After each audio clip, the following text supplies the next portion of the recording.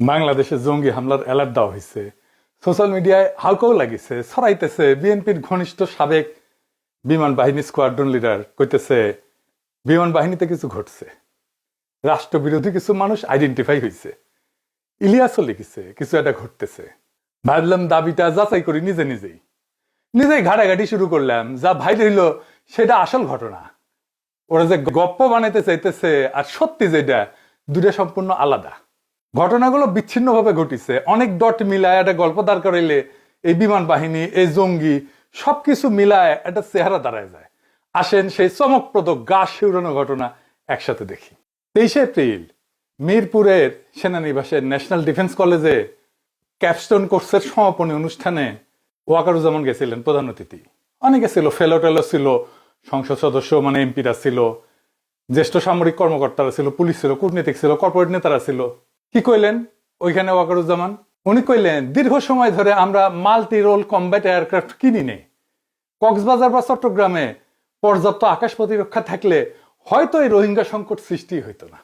উনি আরো কইলেন শক্তিশালী প্রতিরক্ষা ছাড়া পররাষ্ট্রনীতি কার্যকর হয় না। আজ যদি 1000 কোটি বিনিয়োগ হইতো, ভবিষ্যতে 50,000 কোটির ক্ষতি এড়ানো যাবে। আমরা যুদ্ধের প্রস্তুতি নেই যুদ্ধ এড়ানোর জন্য।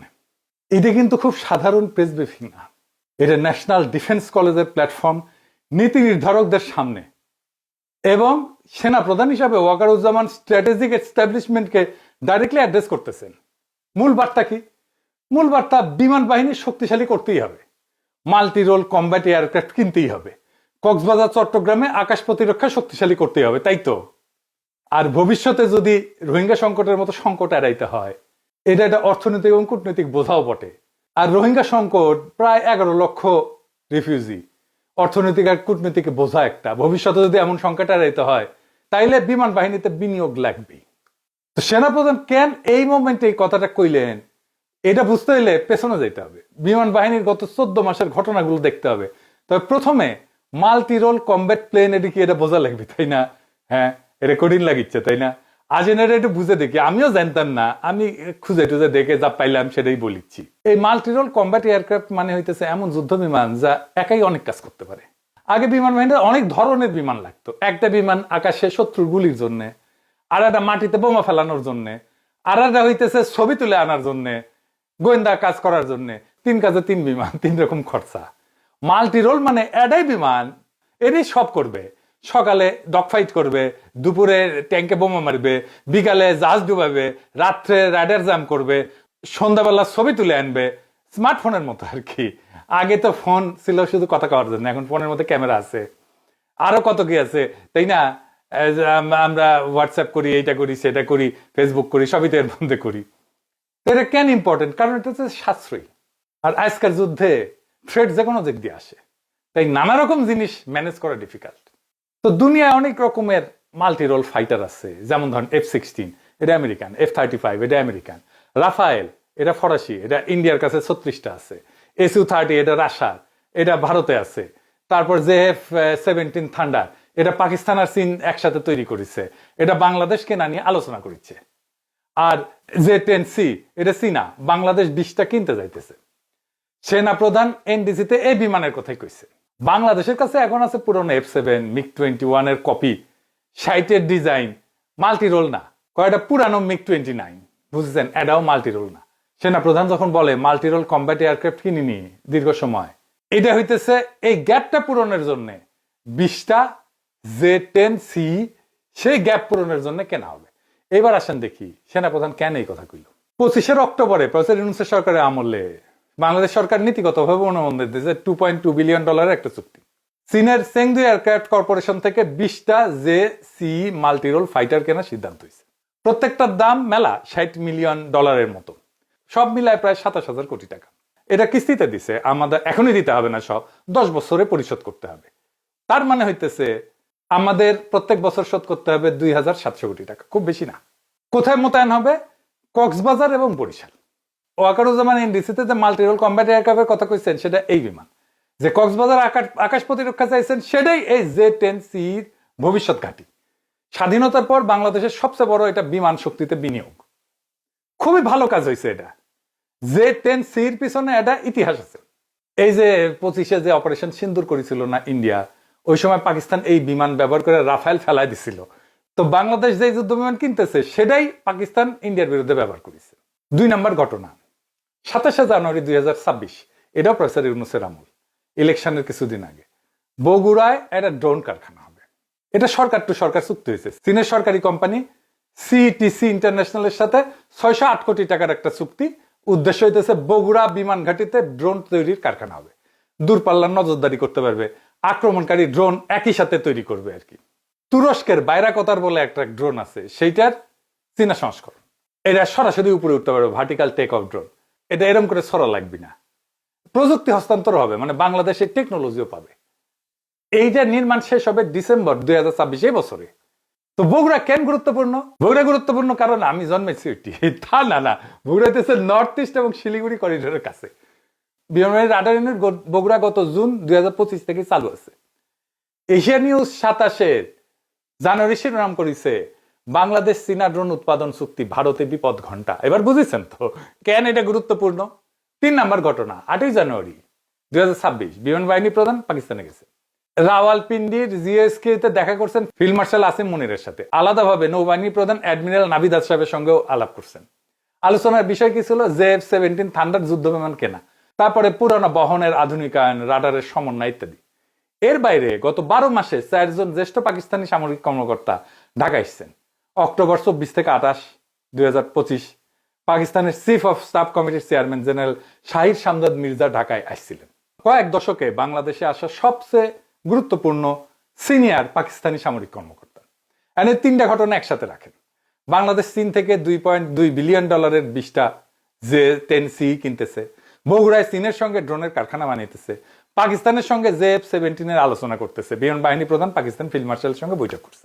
স্বাধীনতার পর বিমান বাহিনী সবচেয়ে দ্রুত আধুনিকায়ন চলতেছে, এবং এটা চীন এবং পাকিস্তানের সাথে একসাথে মিলে, তাই না? এটা কিন্তু এইখানে ইন্ডিয়া বিলাইছে। কারণ এই যে স্ট্র্যাটেজিক শিফট, এইটার অর্থ ইন্ডিয়ার কাছে কি? এটা নিয়ে ইন্ডিয়ার অস্বস্তি কেন? কারণ তারা চিকেন নেক নিয়ে খুবই টেনশনে পড়ে গেছে। এই জন্যই নভেম্বর 25 থেকে ইন্ডিয়া 3টা নতুন সেনা ছাউনি চালু করছে, জানেন? আসামের ধুবড়িতে, বামুনিতে, বিহারের কিষানগঞ্জ, পশ্চিমবঙ্গের উত্তর দিনাজপুরে চোপড়ায়, সবগুলা বাংলাদেশের সীমান্ত জুড়ে। মানে মনে হয় যুদ্ধ করতে আসতেছে।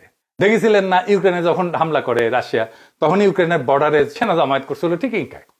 ভারতের গণমাধ্যমে একই সুর। দ্য ফেডারেল পত্রিকা 24 নভেম্বর লিখছে, ইংরেজি যেহেতু লিখেছে ঠিকই লিখেছে, তাই না? তো বাংলা করলে হয়, সাম্প্রতিক মাসগুলোতে বাংলাদেশে আসা প্রত্যেকটা পাকিস্তানি সামরিক প্রতিনিধি দলে কাশ্মীর পাঞ্জাবে ভারতের বিরুদ্ধে সন্ত্রাসী কার্যক্রমে পরিচালনায় জড়িত আইএসআই কর্মকর্তারা ছিলেন। ওরে বাবা, এটা আইএসআই খুঁজে বেরিয়েছে।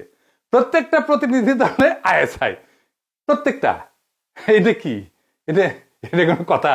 এই যে স্ট্রাকচার, এটাই তো বার্তা। বাংলাদেশ পাকিস্তান কাছাকাছি আসার প্রত্যেকটা দিক, কূটনীতিক হোক সামরিক হোক, আইএসআই এর অনুপ্রবেশ হিসেবে দেখানো হবে।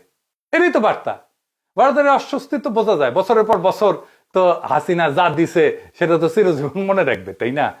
তো ইন্ডিয়ার যে মূলধন ছিল, স্ট্র্যাটেজিক অ্যাসেট, সেটা আস্তে আস্তে ক্ষয় হয়ে যাইতেছিল। এখন এইটাকে আবার ফিরে পাওয়ার জন্য ইন্ডিয়ার একটা গল্প তৈরি করার প্রয়োজন পড়ছে। কি সেই গল্প? 21 এপ্রিল 2026 সেনাপ্রধানের এনডিসি বক্তব্যের ঠিক 48 ঘন্টা আগে ভারতের একটা সংবাদ মাধ্যম আছে নর্থ ইস্ট, চন্দন নন্দী, ওই লিখছে একটা গপ্প ফাইতেছে, নানা সময় সত্য মিথ্যা মিলায় গপ্প টপ্প ফাঁদে আর কি। ওই লিখেছে, তেহরিকে তালেবান পাকিস্তানের সঙ্গে সংযোগের অভিযানে বহু বিমান সেনা আটক হয়েছে। বহু। বাংলাদেশ বিমান বাহিনী হাই অ্যালার্টে। বুঝেছেন তো? এটাই ওয়াহিদুজ্জামান এটা লিখেছে। কি বলতেছে? কইতেছে 20 এপ্রিল ভোরে গোয়েন্দা শাখা ঢাকায় অভিযান চালাইছে। 2 জন স্কোয়াড্রন লিডার গ্রেপ্তার হয়েছে, 10 থেকে 12 জন আটক হয়েছে, 9 থেকে 10 জন পলাতক আছে। কোথায় কোথায় পলাইছে? পাকিস্তানে, পর্তুগালে, তুরস্কে, নিউজিল্যান্ডে। অভিযোগ কি? তেহরিকে তালেবান পাকিস্তানের সঙ্গে যোগাযোগ। কোন ঘাটিতে অভিযান? কক্সবাজার, চট্টগ্রামের 25তম স্কোয়াড্রন, যশোরের রাডার স্টেশন, কুর্মিটোলা, চট্টগ্রামের জহুরুল হক প্রশিক্ষণ কেন্দ্র। মনে আছে সেনাপ্রধান কি বলছিল? কক্সবাজার বা চট্টগ্রামে পর্যাপ্ত আকাশ প্রতিরক্ষা, J-10Cর ভবিষ্যৎ ঘাঁটি কক্সবাজার, বরিশাল, উটি। ঠিক যে ঘাঁটিগুলো বাংলাদেশের আগামী 3 থেকে 5 বছরের আকাশ প্রতিরক্ষার ভিত্তি, সেগুলোকে north east news TTP Tehrik-e Taliban Pakistan অনুপ্রবেশের শিকার করতেছে। গল্প তৈরি হয়ে গেছে। এই গল্পের ভিত্তি কি? কোন সরকারি দলিলের উপর দাঁড়ায় আছে? এই প্রশ্নের উত্তরে আসল ঘটনা। এই পুরা গল্পের ভিত্তি একটাই দলিল, বাংলাদেশ পুলিশ সদর দপ্তরের গোপনীয় চিঠি, 23 April DIG Kamrul Hasan sign করেছে। চিঠির হুবহু ভাষা হইতেছে প্রথম আলো, আইটিভি, বিডি, দেশ রূপান্তর প্রকাশ করছে। চিঠিটা এটাই, সেটা হইতেছে সম্প্রতি গ্রেপ্তার হওয়া নিষিদ্ধ ঘোষিত উগ্রবাদী সংগঠনের সদস্য ইশতিয়াক আহমেদের সঙ্গে একটা বাহিনীর চাকরিচ্যুত 2 সদস্যের নিয়মিত যোগাযোগের তথ্য পাওয়া গেছে। কোন বাহিনী সেটা কিন্তু বলে নাই। হামলার সম্ভাব্য লক্ষ্য সংসদ ভবন, উপাসনালয়, বিনোদন কেন্দ্র, শাহবাগ ইত্যাদি। সিরিজের তেহরিকে তালিবান নাই, এলইটি নাই, আইএসআই নাই, পাকিস্তান নাই, নিষিদ্ধ সংগঠনের নাম পর্যন্ত নাই, বিমান বাহিনী নাই, স্কোয়াড্রন লিডার নাই। চিঠিতে আছে একটা বাহিনীর চাকরিচ্যুত 2 সদস্য। কোন বাহিনী? দেশ রূপান্তর স্পষ্ট করছে চাকরিচ্যুত 2 সেনা সদস্যের নিয়মিত যোগাযোগ। সেনাবাহিনী, বিমান বাহিনী না। তারপরেও পুলিশের চিঠির 2 দিন পরে সিটিটিসি, যারা এই সমস্ত জঙ্গিবাদ নিয়ে কাজ করে, তার যুগ্ম কমিশনার মুন্সি শাহাবুদ্দিন প্রকাশ্যে বলছে এখনো কোনো নির্দিষ্ট সংগঠন বা গোষ্ঠীকে চিহ্নিত করা যায়নি। মানে বাংলাদেশের সন্ত্রাস বিরোধী তদন্তের প্রধান বলতেছে কোন সংগঠন চিহ্নিত করা যায়নি। কিন্তু এইদিকে কালের কণ্ঠ কইতেছে, অজ্ঞাত সূত্র দিয়া টিটিপি, এলইটি কনফার্ম করতেছে নর্থ ইস্ট নিউজ কক্সবাজারের 4 জন এয়ারম্যানের সংখ্যা পর্যন্ত দিতেছে, সব ভারতীয় গোয়েন্দা সংস্থা থেকে আসা। বুঝেছেন তো নর্থ ইস্ট নিউজ থেকে কালের কণ্ঠে চলে আসলো কেমনে? বাংলাদেশের পুলিশ যেটা সরকারি ভাবে বলে নাই, সেটা ভারতীয় গণমাধ্যম সূত্রের বরাতে নিশ্চিত করতেছে কি করে। এখন এই যে বিমান বাহিনী নিয়ে হাউকাও, এই বিমান বাহিনীতে তো র ঢুকেছিল ব্যাপকভাবে। হ্যাঁ, এটা আমার কথা না, বানানো কথা না, আসেন সেটা দেখি। দৈনিক আমার দেশ প্রথম পৃষ্ঠায় একটা স্টোরি করেছিল, বিমান বাহিনীর ভিতরে রয়ের নেটওয়ার্ক ফাঁস, 6 জন জ্যেষ্ঠ অফিসার রয়ের সাথে সংযোগের অভিযোগে অবসরে।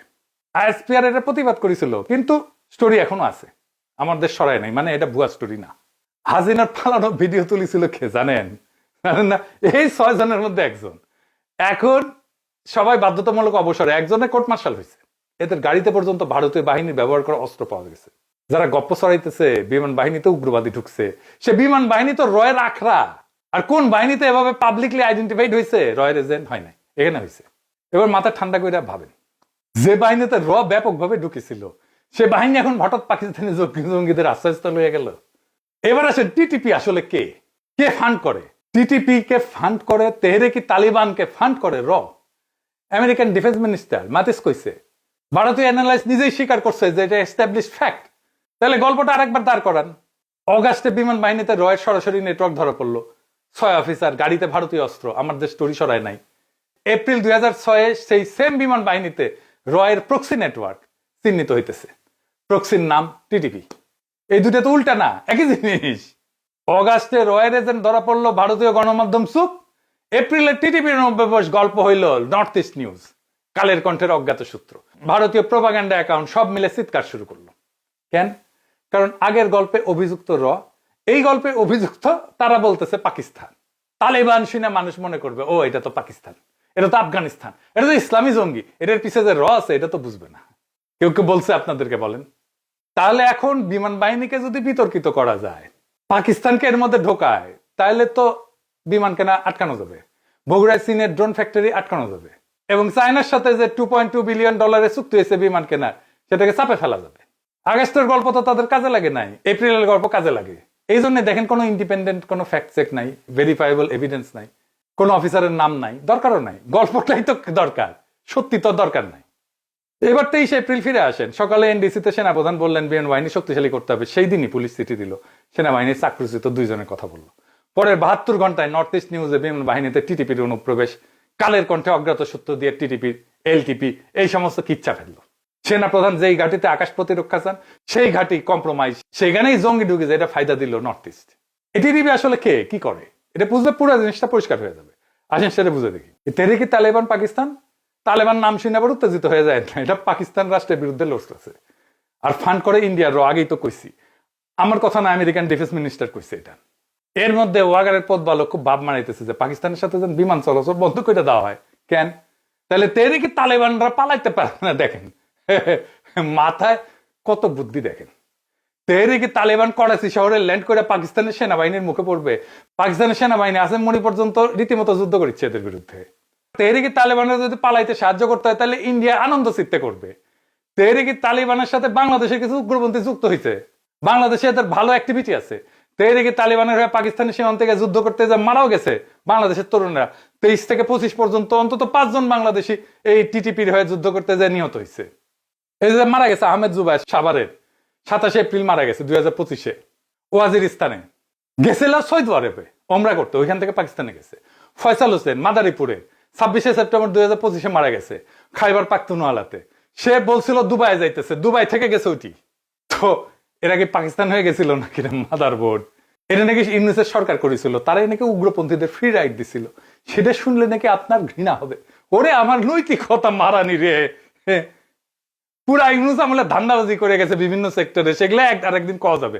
আমি আর আজকের এপিসোডে আর সেগুলো কইলাম না। ফার্স্ট তাই তো নিজেই বলছে কোন কোন জায়গায় এসে ধান্দাবাজি করতে যায় নাই। এবার আসেন টিটিভির বাংলাদেশি পার্টনার কারা সেটা দেখি। এদের রিক্রুটমেন্ট ফ্রন্ট হচ্ছে জামাতুল answer feel Hindal Sharqiya, recruiter একজন ইঞ্জিনিয়ার ইমরান হায়দার, সে প্রাক্তন বিমান বাহিনীর অ্যারোনটিক্যাল ইঞ্জিনিয়ার। এবার বুঝছেন তো পুরা খেলাটা ইন্ডিয়ান।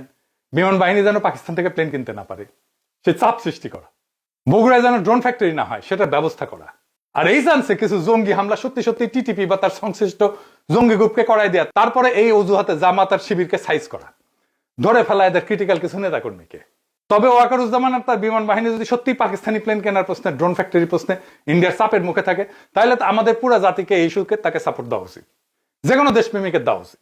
যখন ইন্ডিয়ান গণমাধ্যম টিটিভি অনুপ্রবেশে গল্প ছড়াইতেছে, কালের কণ্ঠে অজ্ঞাত সূত্র দিয়া সেটাকে অ্যাম্পলিফাই করতেছে, সেই গল্পের সাথে সুর মেলায় বিমান বাহিনী জঙ্গিতে ভরে গেছে বলাটা আর যাই হোক দেশপ্রেম না। বাংলাদেশের বাহিনীগুলোকে বলি, মিসা জঙ্গি ন্যারেটিভ তৈরি করে যদি ক্র্যাকডাউনের পরিকল্পনা করেন, ভুলে যান। আমরা হাসিনার আমলে এগুলো ফাইট করে আসছি, ফাইটটা আমরাই দিছি, বিএনপি দেয় নাই, এটা মাথায় রেখেন। কেমনে ফাইট হয় এটা বিএনপি জানে না, আমরা জানি। জঙ্গির গল্পের পেছনের রাজনীতি দেখেন, এগুলো বোঝার চেষ্টা করেন, কোন রাষ্ট্রীয় পৃষ্ঠপোষক পাইতেছে কে সেটা বোঝার চেষ্টা করেন। এগুলো বাইর করা কোনো জটিল বিষয় না। এইদিকে তালিবান যে র ফান্ড করে এটা তো কোনো গোপন বিষয় না। বাংলাদেশের অভ্যন্তরে যে র কাজ করে এটাও কোনো গোপন বিষয় না। বাংলাদেশের বেশিরভাগ জঙ্গি গোষ্ঠীর পিছনে র এর কানেকশন খুঁজে পাওয়া যাবে।